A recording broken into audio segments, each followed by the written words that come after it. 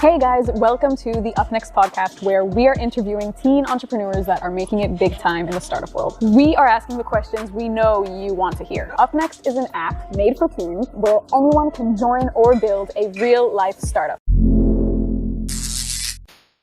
Okay, our guest today, 17, originally from Portugal, currently in Singapore. He is the CTO and co-founder at Oracui, which is offering students a global peer mentoring platform.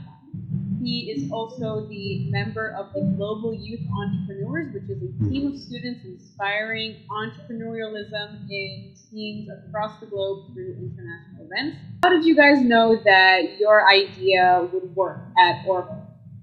So actually, Oracui took a long time to sort of become what it is today. It evolved from a series of discussions into a project, and then from the project we decided, and it originally was largely taking place over interviews with professionals, and we decided we wanted to do something more to help with that mentorship idea and create a platform around that. And so that's when we ideated and had a lot of discussions between the four co-founders of Oracui, and then we put together a few plans and started bringing things together, and then eventually we started to create the platform.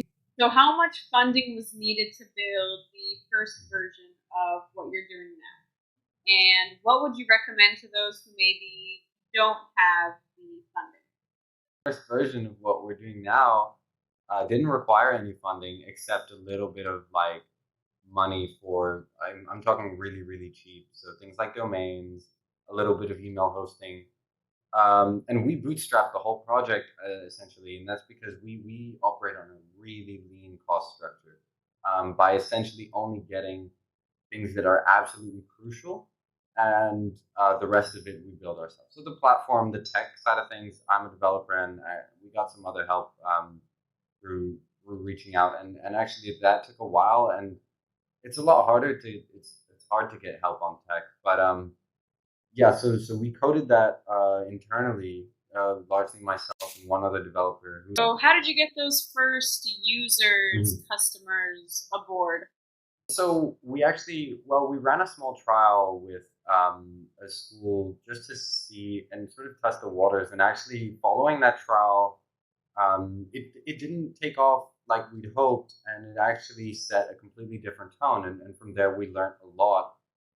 So I think in terms of getting first users, it's really important to try it out with a few people, because it's not going to be perfect the first time, right?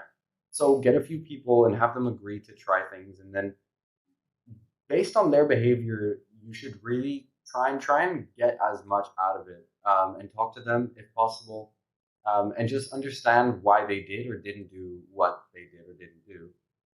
And so from there, what happened in our case anyway, we actually had to rethink a lot of things and move a lot of things around. And then, so now I'm back on the code base trying to move some things, and we want to run another trial again. And luckily, this is partially as a result of keeping costs so low. It gives you another advantage, which is you don't need to worry about paying off things. So you can run a trial where essentially you can get customers for free, and you're just getting feedback. And that can be really valuable, because that can help you build a better product, so that when you start selling, it's a lot easier to get people on board. And I mean, that's just my experience, obviously. And I think there are a lot of ways, and it depends what kind of business you're trying to build, right? I think the part about getting your first users, it's really quite contextual as well.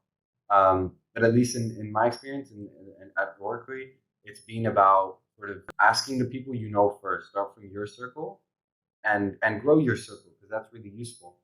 And then see what are they telling you, and then move on to the next guy and ask them, hey, can you try this out? What advantage does Gen Z have, and how can they use that advantage to build their own startup?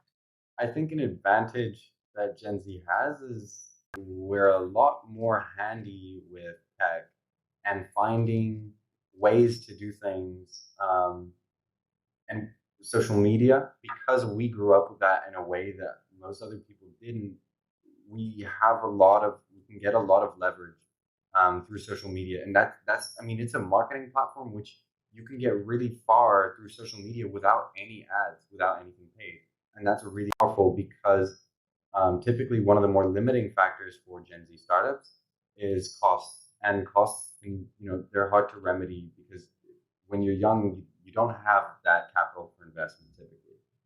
So being able to leverage social media as much as possible, leverage your circle, and also I think Gen Z sort of we're happy to challenge a lot of existing values and beliefs, and I think that can be pretty powerful because if you're interested and you want to find a way around it, I think it's really powerful to leverage that sort of curiosity and being able to challenge pre-established values because that's where a lot of really good business ideas can come from. What can we do differently? What is one mistake that you would avoid? Do market validation properly as much as possible before you. Okay, if you're going to build a product, you're going to invest either time or money, whichever one it is. You want to minimize those investments because that's obviously cost. And it's really important so you can build a product and run a trial and then find something out.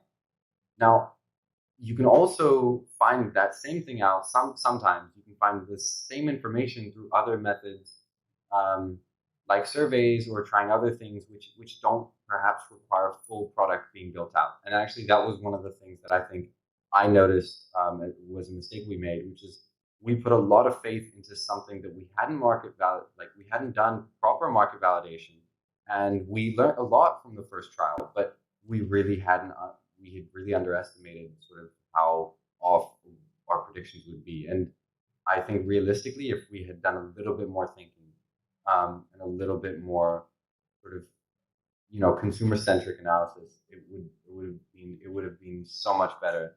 And I think that's really important. So make sure you know who you're trying to sell to. You mentioned that you guys were 4 co-founders, right? So what would you say are 3 traits that you look for in a business partner, co-founder type of person that you work with? I would say communication, like the ability to learn or the openness to learn, and a good balance between humility and I guess that's a leadership skill really, and I think it's considered a leadership skill, but it should be just one that regardless of whether you're in a leadership position, I think it's really important to have a good balance between when you stick to your own idea and when you push with your idea because you have faith in it, and when you listen to others. What do you feel is an advantage and a disadvantage that you have being the young entrepreneur that you are? Advantage comes when money is limited, network is limited, experience is limited, and it's important to recognize that experience is limited. So we've tried to develop a board of advisory members who are older and have a lot more experience with entrepreneurship and whatnot, and that has helped us a lot because we can go to them for some sort of counsel for some decisions here and there, and then that's quite useful. And I'd say that's a disadvantage, which is you don't have that experience and the wealth of resources that older people might have. As for an advantage, I think that goes back to the point earlier about that familiarity with social media. That I think the drive and the spirit is a little bit different. The sort of almost that culture to try and push an idea or push a product, something like that. And I think that can be an advantage. Also, people are willing to listen if you show that you've put thought and time into the idea, and people are willing to listen. And what is a tech tool that you can't go without? Something that you always use, maybe like a website or an app that you find yourself constantly using?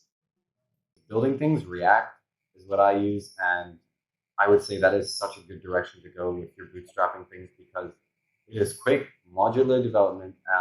There's a huge package environment, and the community is really, really big for React. And because you have NPM packages, you're able to find so many things that can really speed things up for you without you having to make them from scratch.